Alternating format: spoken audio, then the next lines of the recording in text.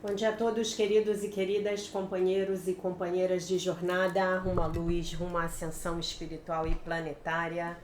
Tudo bem com vocês, meus queridos, minhas queridas? Então, hoje é quinta-feira, dia 26 de outubro de 2023, e nós vamos dar continuidade à nossa jornada de cura da criança interior através dos ensinamentos de um curso em milagres. Começamos o nosso vídeo com a leitura do texto dos exercícios desse grupo, que é o 8º texto, que é o mundo real. O mundo real é um símbolo, como o resto do que a percepção oferece, mas representa o oposto daquilo que fizeste. O teu mundo é visto através dos olhos do medo e traz à tua mente os testemunhos do terror. O mundo real não pode ser percebido através de olhos que o perdão abençoa, de modo que vejam um mundo onde o terror é impossível e onde testemunhos do medo não podem ser achados. O mundo real possui uma contrapartida para cada pensamento infeliz refletido no teu mundo, uma correção certa para as cenas de medo e para os sons de batalha que o teu mundo contém. O mundo real mostra um mundo visto de modo diferente, através de olhos serenos e com a mente em paz. Nele só há descanso. Nele não se ouvem gritos de dor e de pesar, pois nada mais resta fora do perdão. E o que vês é gentil. Apenas cenas e sons felizes podem alcançar a mente que perdoou a si mesma. Que necessidade tem essa mente de pensamentos de morte, ataque e assassinato? O que pode perceber ao seu redor, senão a segurança, o amor e a alegria? O que pode existir que escolhesse condenar e o que quereria julgar desfavoravelmente? O mundo que ela vê surge de uma mente em paz consigo mesma. Não há perigos à espreita em nada do que é visto por ela, pois é benigna e só contempla a benignidade. O mundo real é o símbolo de que o sonho do pecado e da culpa terminou, e o Filho de Deus não está mais dormindo. Seus olhos despertos percebem o reflexo seguro do amor de seu Pai, a promessa certa de que foi redimido. O mundo real significa o fim do tempo, pois percebê-lo faz com que o tempo não tenha nenhum propósito.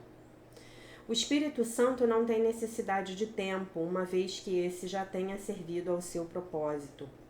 Agora ele só espera por aquele único instante a mais para que Deus dê o seu passo final e o tempo desapareça, levando consigo a percepção e deixando apenas a verdade para ser ela mesma. Esse instante é a nossa meta, pois contém a memória de Deus.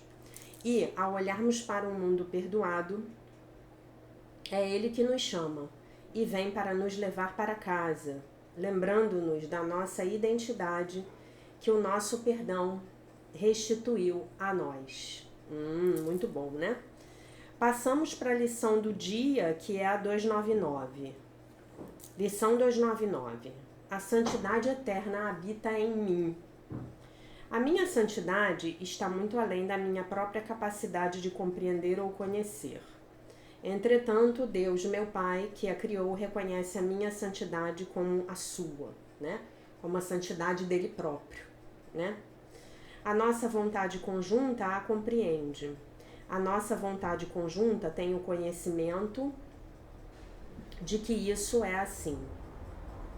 Pai, a minha santidade não vem de mim. Não é minha para ser destruída pelo pecado. Não é minha para sofrer ataques. As ilusões podem obscurecê-la, mas não podem apagar a sua radiância, nem diminuir a sua luz. É para sempre perfeita e intacta. Nela todas as coisas são curadas, pois permanecem tais como tu as criaste. E eu posso conhecer a minha santidade. A própria santidade me criou, e posso conhecer a minha, porque é tua vontade que sejas conhecido. A santidade eterna habita em mim. Né? Você pode, por exemplo, substituir essa expressão, nós podemos, por exemplo, substituir essa expressão pela expressão consciência crística, né? A consciência crística habita em mim, né? A consciência crística que tem como atributo essa santidade eterna, porque é o filho que em momento nenhum se separou do pai, habita em mim, habita em você, habita no seu vizinho, né? Enfim, então, hoje você vai trabalhar o conceito de inocência, trabalhar eventualmente culpas da sua criança, tá? Vamos continuar nesse movimento, né? De trabalhar a inocência, a lembrança da inocência da sua criança interior, tá bom? Então você pode fazer isso, por exemplo, em meditação, pode fazer com o seu diário, pode escolher fazer uma lista e queimar depois algum texto, faça como você preferir. Daqui a pouco a gente vai expandir um pouco essa ideia com a lição de hoje, tá bom? Vamos ler o texto do dia de hoje do livro A Year of Miracles, Daily Devotions and Reflections, da Marianne Williamson. Hoje estamos no dia 299. Eu saúdo a todos que eu encontro no dia de hoje com o amor que está no meu coração. Hoje eu não serei tentado pelo pensamento do mundo. Que eu possa me lembrar que cada pessoa que eu vir ou encontrar, ou mesmo pensar a respeito, é uma criança inocente de Deus. Silenciosa e invisivelmente, eu a saúdo com amor. Então eu posso fazer isso, né? Então hoje a gente pode trabalhar isso, inclusive, de um jeito muito legal, né? Todos nós, durante o dia, eventualmente, nós podemos encontrar com alguém que não nos seja muito simpático, né? Com quem nós não tenhamos, assim, muita afinidade, né? Então eu posso internamente saudar essa pessoa com amor e emitir para ela o amor do meu coração, tá bom? Embora o meu ego possa me falar outra coisa, né? Possa me dizer outra coisa, eu me lembrarei de que o meu único propósito é amar e perdoar. O meu único propósito aqui nessa terra, nessa terceira dimensão, é amar e perdoar. Aqui, dentro desse espaço de consciência, eu encontrarei o meu poder, assim como a minha alegria de viver. Que nem o medo ou o julgamento possam me desviar do caminho que eu escolhi. Que caminho foi esse que nós escolhemos? Escolhemos expandir a nossa consciência para podermos nos lembrar de quem nós somos. Escolhemos estar a serviço do Criador Uno, do único e infinito Criador. Escolhemos estar a serviço dele.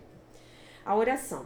Querido Deus, por favor, coloque anjos ao redor da minha mente no dia de hoje, para me lembrar do amor e me proteger do medo. Que a sua luz possa rodear cada pessoa que eu veja e mostrar a si mesma para mim e se mostrar para mim. Amém. Né? Então hoje pedimos para que os anjos estejam ao redor das nossas mentes, lembrando que até o final de outubro o anjo que está tomando conta aí das nossas vidas é o anjo do amor, né?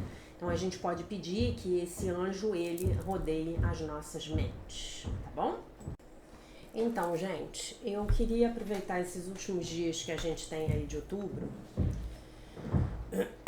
pra gente falar um pouco mais do que o John Bradshaw chama de os estilos caracterológicos da ausência de vergonha. Estamos aqui em Curando a Vergonha que Impede de Viver, na página 137. Primeiro eu quero dizer que vocês estão ouvindo uma barulheira aí, porque o apartamento em cima do meu ele foi vendido e a nova proprietária começou uma obra, tá bom? Então vocês vão ouvir aí um barulho de demolição. Espero que não incomode muito, tá?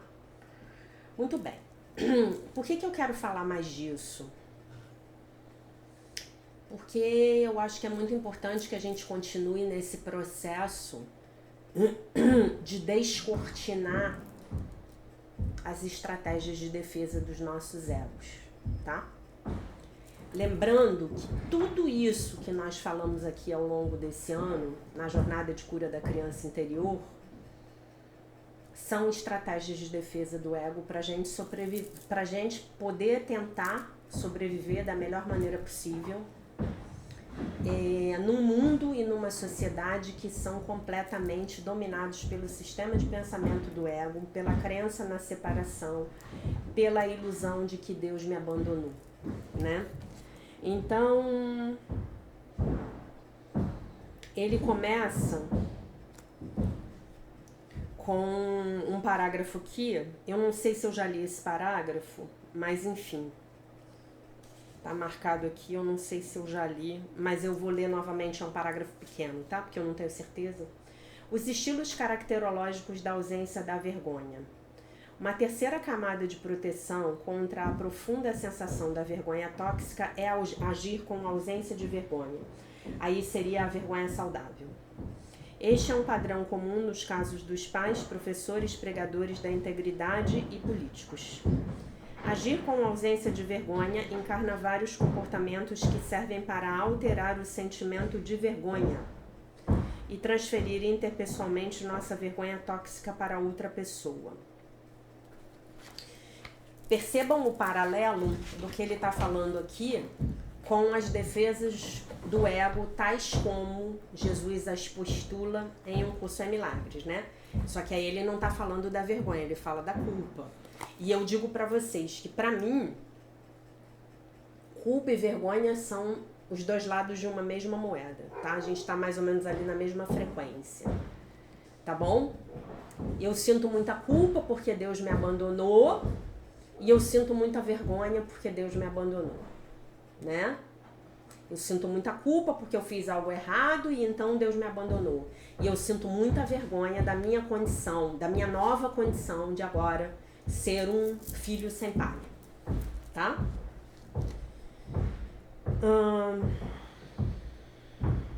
O teórico transacional, ele está falando da análise transacional, do Salvador, da teoria do Salvador, da vítima e do perseguidor. Chama essa transferência de batata quente, né? Eu usei esse exemplo com vocês várias vezes desde o primeiro ano aqui do nosso canal. Todos esses comportamentos são estratégias de defesa contra a dor da vergonha tóxica. Eles modificam a disposição de ânimo e se tornam vícios. Dentre esses comportamentos estão o perfeccionismo, a busca de poder e controle, a raiva, a arrogância, a crítica e a culpa, a atitude de julgar e moralizar as ações das outras pessoas, o desdém, o patrocínio, tomar conta e ajudar as outras pessoas, a inveja, procurar agradar e satisfazer as pessoas. Aqui eu incluiria a fofoca, a maledicência, né? Cada comportamento se concentra em outra pessoa e tira o calor de cima de nós. Então essa é uma máxima que nós praticamos aqui desde o primeiro dia, que é, ao fazer os exercícios de Um Curso em Milagres, ao fazer a prática da jornada da cura da criança interior, eu olho para mim. O que o outro está fazendo é problema dele. Ele tem o direito e o livre-arbítrio de conduzir a vida dele do jeito que ele melhor ache que tem que fazer, tá? Aí o perfeccionismo. Ele vai por exemplos, né? Então eu vou começar lendo o perfeccionismo. Por exemplos não, ele vai por categorias. A primeira é o perfeccionismo. O perfeccionismo flui a partir da essência sem fronteiras da vergonha tóxica. A pessoa perfeccionista não sente a vergonha saudável, ela não possui uma sensação interna de limites. Os perfeccionistas nunca sabem o quanto é suficiente, né? Para eles, o que eles fazem nunca é bom o suficiente. Eu tenho esse padrão muito forte em mim, tá? Muito forte. Eu diria que talvez seja o mais forte desses que ele listou. Aprendemos o perfeccionismo quando somos valorizados apenas pelo que fazemos. Quando a aceitação e o amor dos pais depende do desempenho, daí se origina o perfeccionismo. O desempenho está sempre relacionado com o que está fora do eu. A criança aprende a procurar sempre avançar.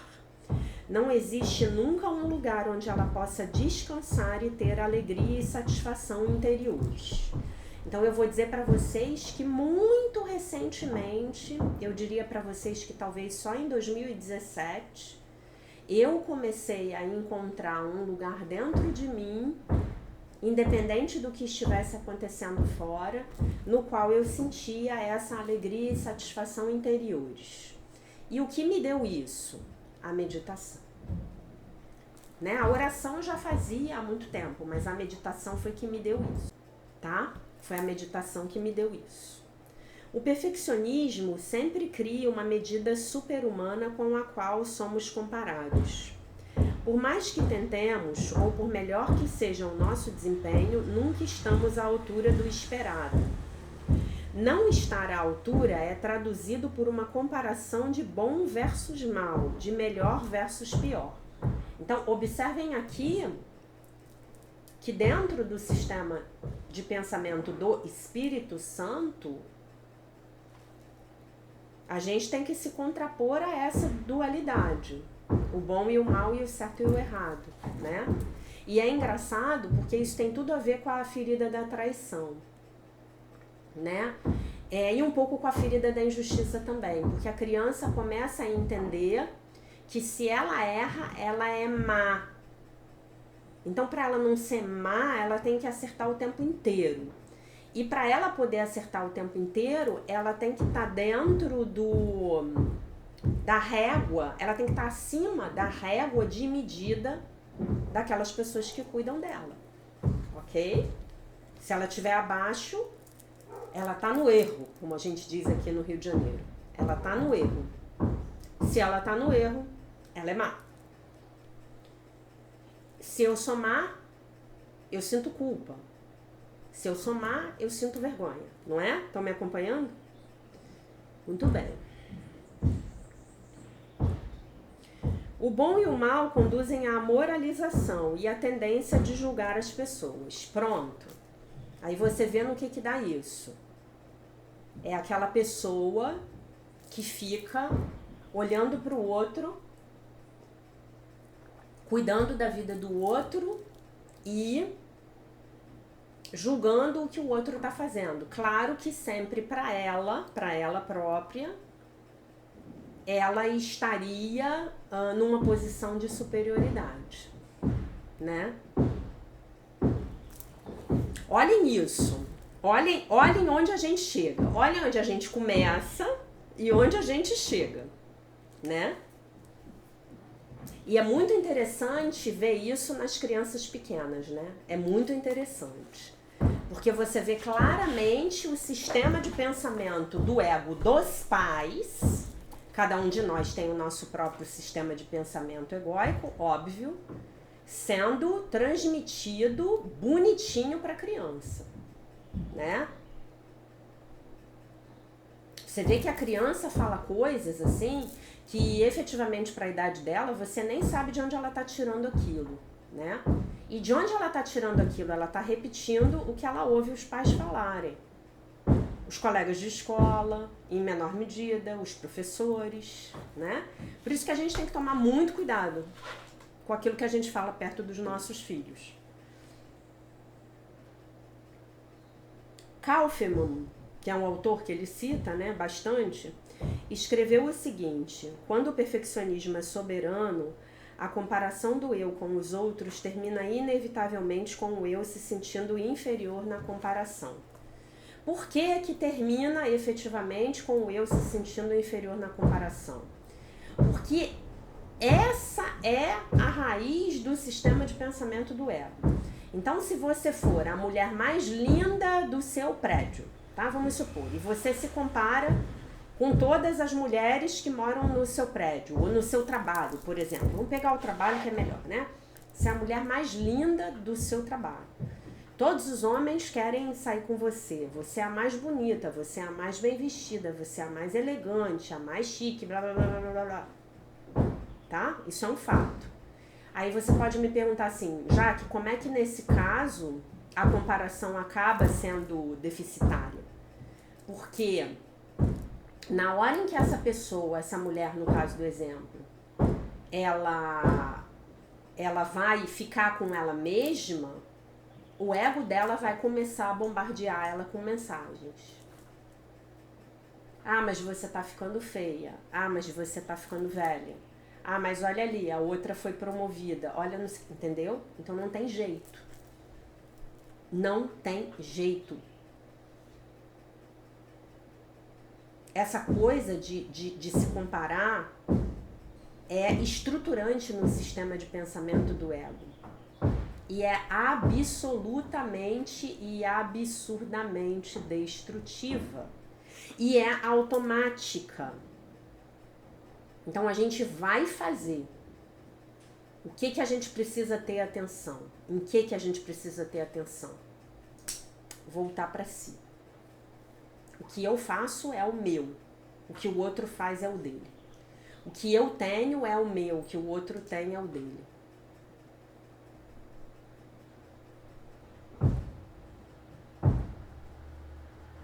Ah, o fulano ele tem mais seguidores do que eu. Nossa, que bom pra ele. Ah, o fulano, nossa, ele tem muito menos seguidores do que eu. Nossa, que pena pra ele. Não é meu assunto, não tenho nada a ver com isso. O que pena aí também já é uma comparação, né? Então não seria o ideal, né? Ah, e o que eu tenho a ver com isso? Eu vou medir o meu trabalho, eu vou medir o que eu faço. Estou dando um exemplo, tá, gente? Porque hoje em dia, com esse negócio de redes sociais, o número de seguidores é a medida do sucesso, né? A medida do sucesso não é quantas pessoas eu estou conseguindo efetivamente alcançar com o meu trabalho ou ajudar com o meu trabalho.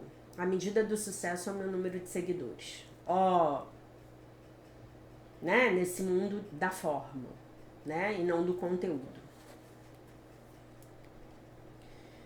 Fazer comparações é uma das principais maneiras pelas quais continuamos a nos envergonhar internamente. Então, quando você era pequeno, seu pai e a sua mãe faziam belas comparações com você, né?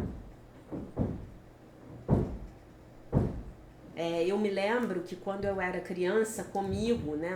Não sei efetivamente como foi a experiência da minha irmã, provavelmente muito diferente da minha, mas eu me lembro que uma das coisas que mais me doía internamente era quando a minha mãe vinha e elogiava alguma colega minha pra mim, né? E eu sentia naquele elogio que era um instrumento dela de controle. Que a gente sente, né? A criança sente, né? Então ela vinha e elogiava a fulaninha, né? E isso aconteceu muito ao longo da minha vida inteira, né? E é muito engraçado porque os nossos pais rapidamente eles como é que se diz? Aprendem quais são os nossos pontos fracos, né?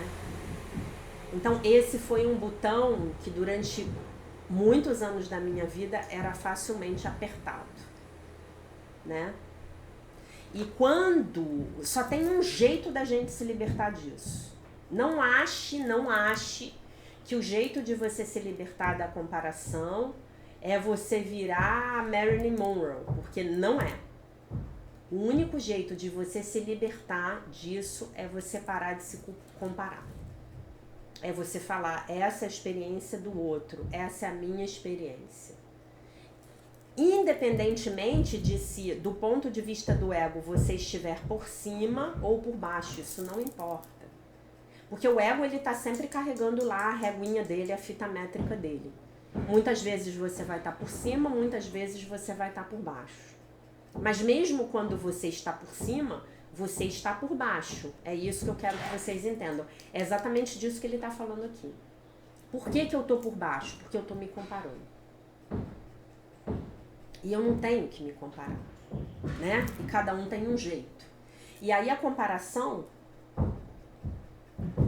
ela tá muito associada com o julgamento, né? Então, quando eu vou me desfazendo desse hábito de julgar, que eu aprendi lá na minha infância, né? Quando eu paro de... Como é que eu vou dizer pra vocês? Quando eu paro de qualificar as pessoas e entender que as pessoas são do jeito que são, nossa, que leveza, né? Então vou dar um exemplo para vocês.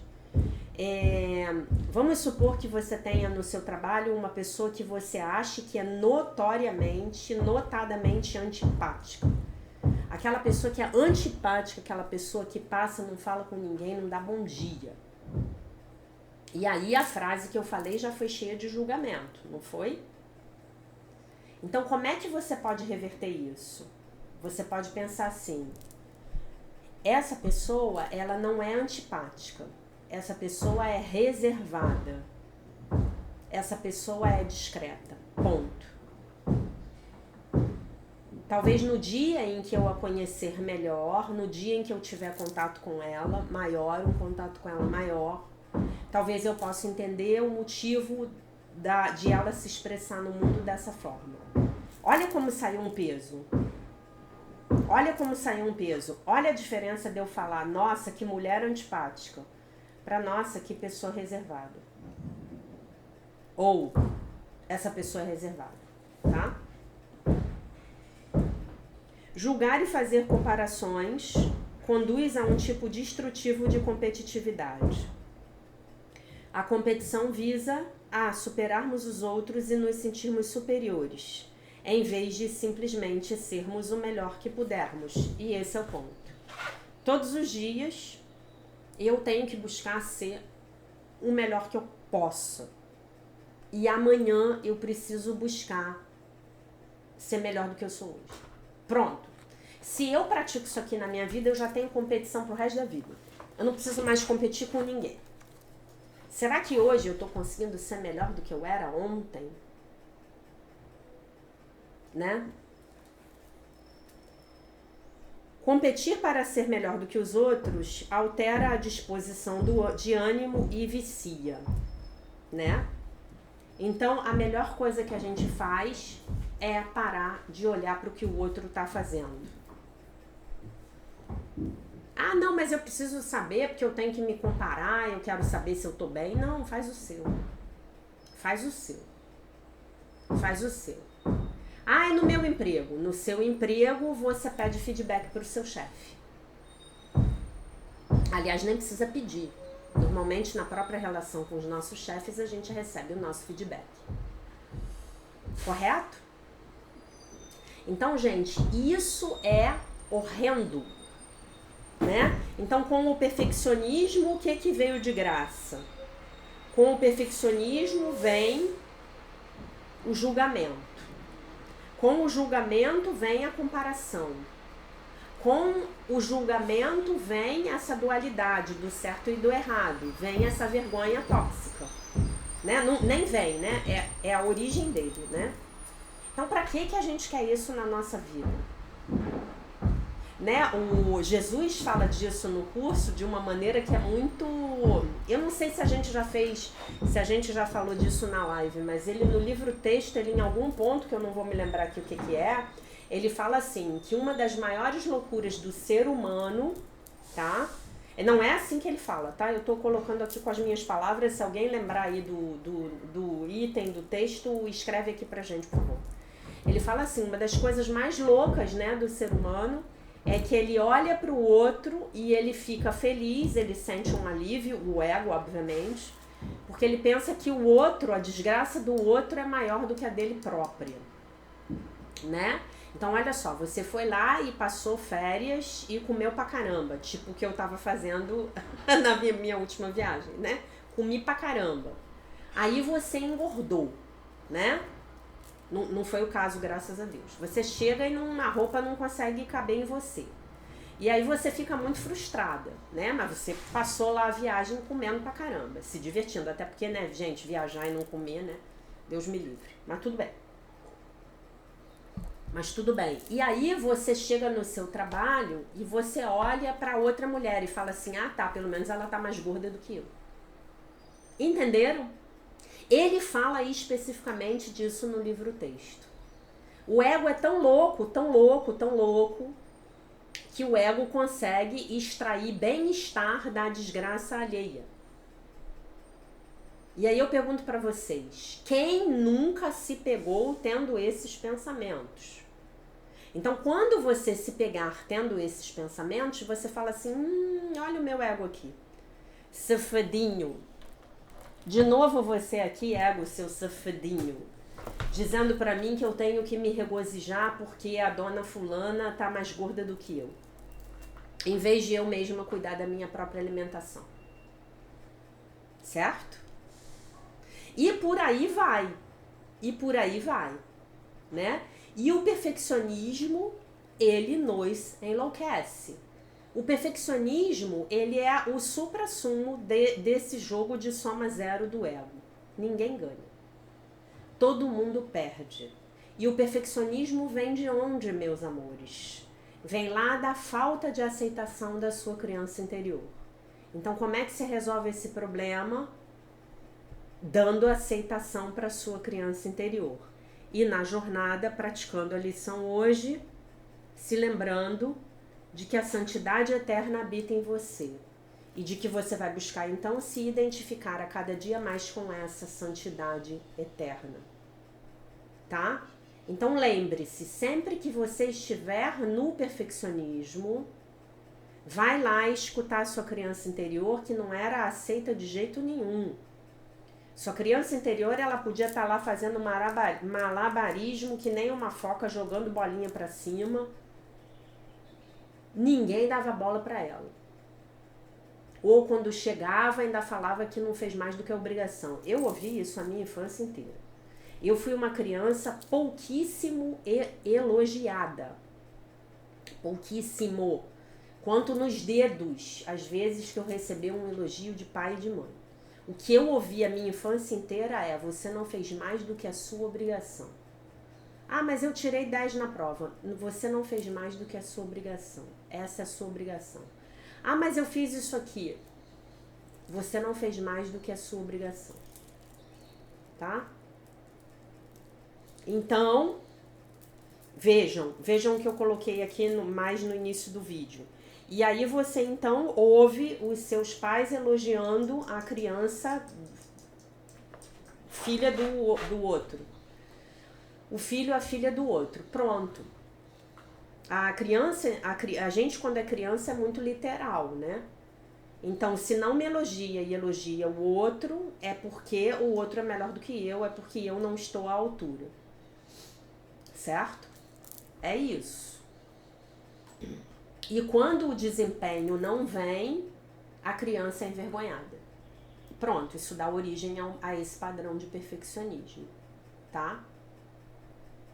E isso é um fardo pra gente viver. É um fardo viver com isso, é um fardo. É um fardo. Aqui, quem tiver esse padrão de forma que se sobressai, né? Proeminente, vai concordar comigo. Nada do que você faz é bom o suficiente, né? Aí vou falar de mim, né? Você vira workaholic, você tenta ser um super realizador, você não para um minuto, você não descansa, você não pode ir pro pagode, se divertir. Não pode, você tá sempre ligadão, desesperado, né? Tem um lado bom disso? Ah, gente, tudo na vida tem um lado bom, né? Mas o lado bom mesmo é quando você começa a pisar no freio e a falar: ah, tá bom, então tá, então isso aqui eu posso deixar pra fazer amanhã. O mundo não vai acabar se eu não terminar essa tarefa aqui hoje, né? Ou o mundo não vai acabar se eu fizer isso aqui não tão bem feito, mas de forma condizente com o prazo que eu tenho para entregar, né?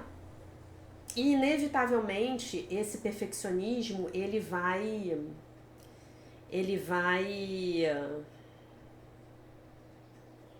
como é que eu vou dizer para vocês? Ele vai atingir as pessoas que estão à nossa volta. O nosso perfeccionismo vai ser nocivo para quem está à nossa volta, tá? Então hoje, como é que você vai curar o seu perfeccionismo? com a aceitação que você vai dar para sua criança interior. Lembrando ela que a sua santidade habita em você. E se identificando, repousando nessa santidade. Lembrando de que você já é o Filho de Deus, a criança amada de Deus. O Filho de Deus, perfeito, inteiro, completo, maravilhoso, isento de pecado. Que é o que a Marianne diz aqui no texto dela, né? Que eu posso, embora o meu ego possa me dizer o contrário, eu posso olhar para o outro e posso olhar para mim mesma, me lembrando de que eu sou a criança inocente de Deus. Tá bom? Que é isso que eu sou e é isso que você é. Para finalizar o vídeo, eu quero responder o comentário aqui do Marco Túlio, que eu achei muito interessante, né?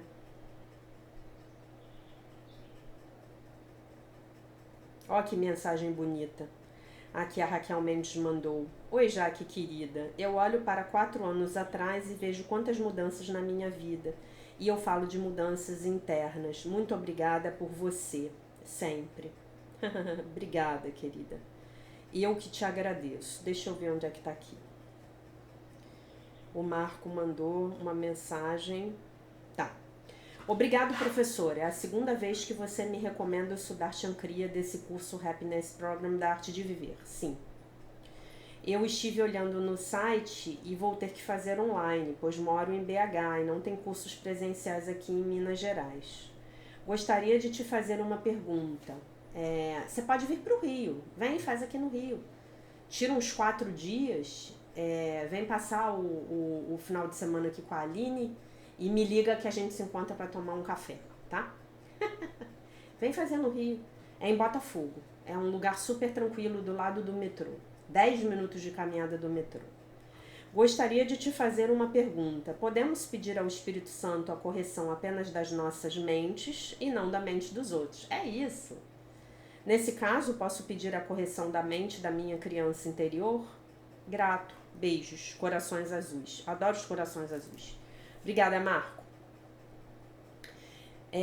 Obrigada pela sua pergunta.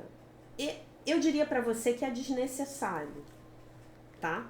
A sua mente errada tem um monte de núcleos aí nela, mas é a sua mente errada. Você não precisa pedir para corrigir a mente da sua criança interior. Mas, se você se sentir bem, peça.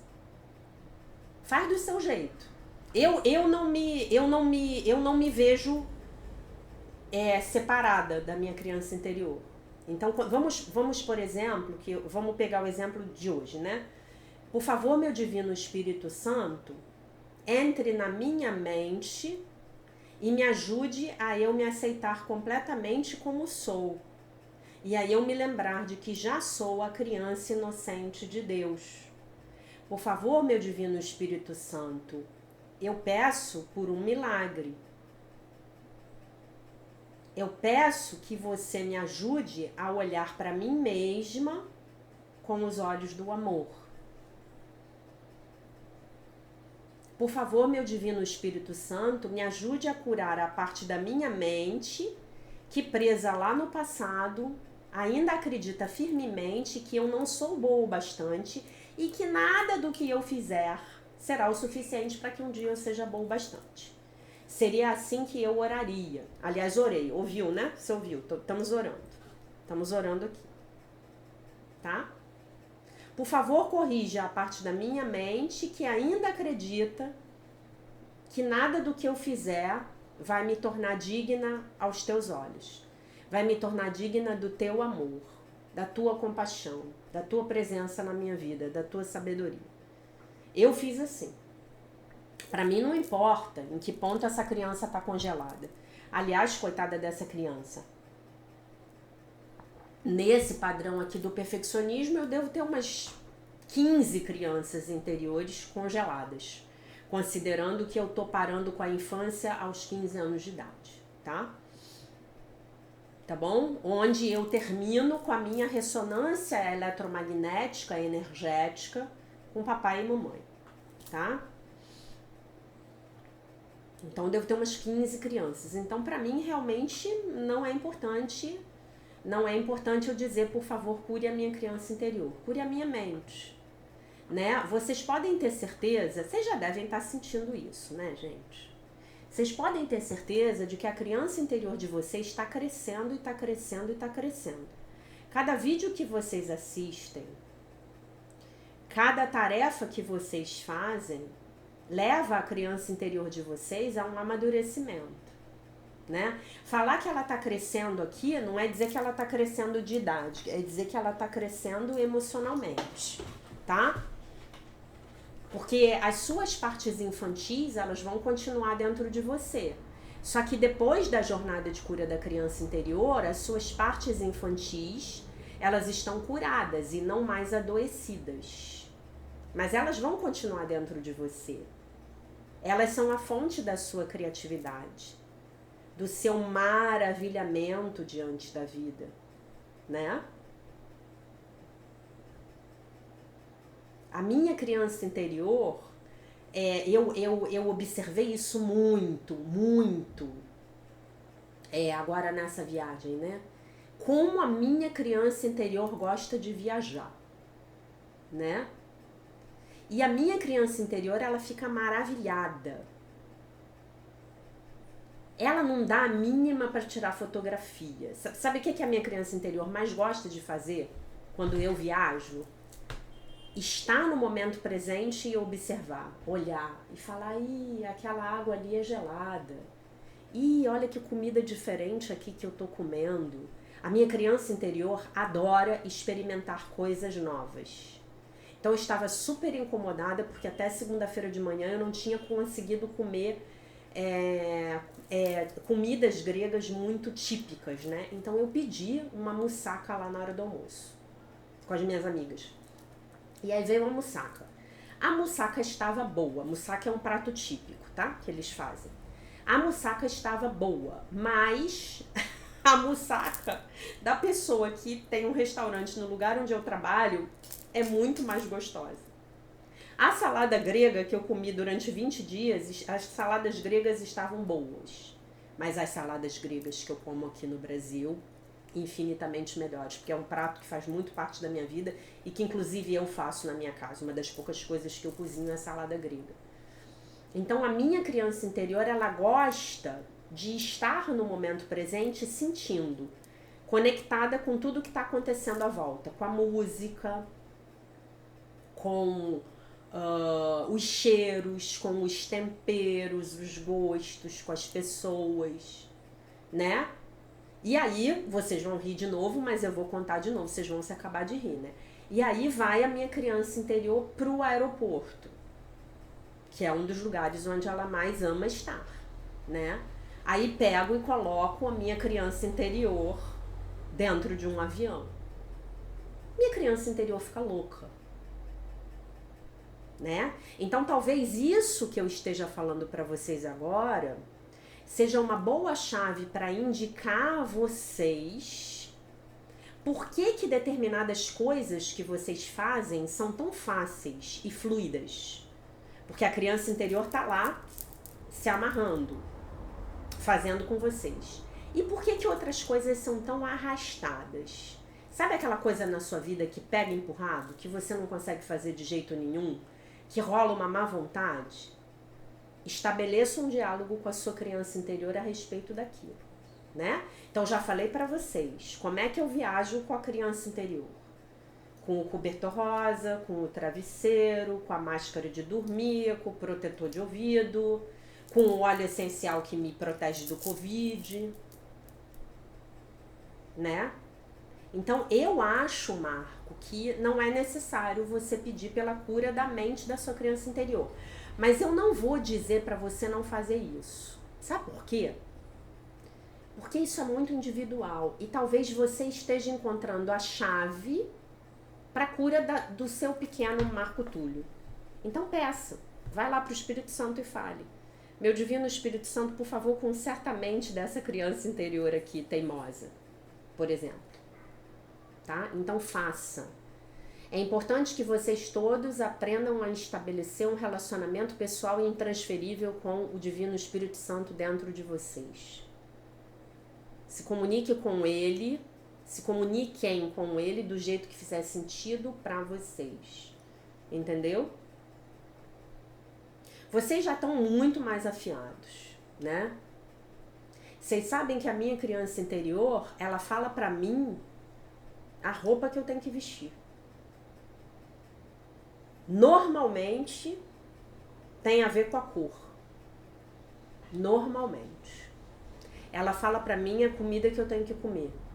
A bebida que eu tenho que beber. A hora que ela quer ir dormir. O que ela quer fazer e o que ela não quer fazer. E eu, nesse ponto, gente, eu sou muito sortuda, tá? Porque a minha criança interior, ela adora trabalhar. Tá? Adora. Adora. Vai pro trabalho segunda-feira de manhã, vai pro trabalho feliz da vida. Tá bom? Então, hoje, a tarefa de vocês é levar a aceitação para a criança interior de vocês. Que tem a ver com a lição do dia e tem a ver com o antídoto, e é o antídoto para o perfeccionismo. Então, a santidade eterna habita em mim. A minha santidade, ela não habita em mim.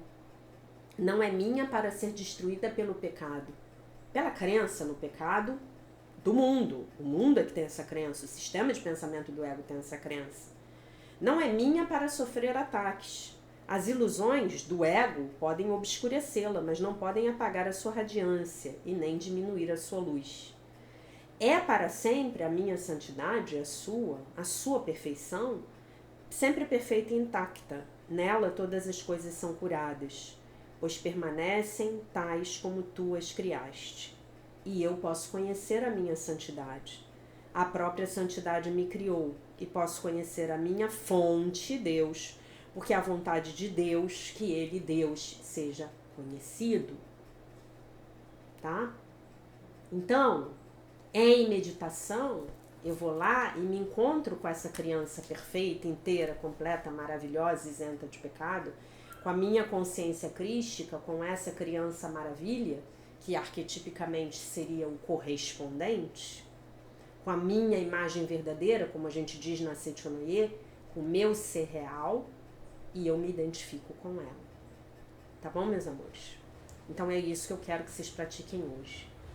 A aceitação da sua criança interior. A aprovação da sua criança interior. Tá bom?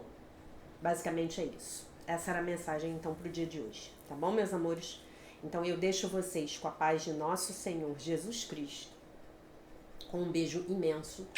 E se Deus quiser, nós nos vemos novamente amanhã na lição 300 de Esparta. Um beijo.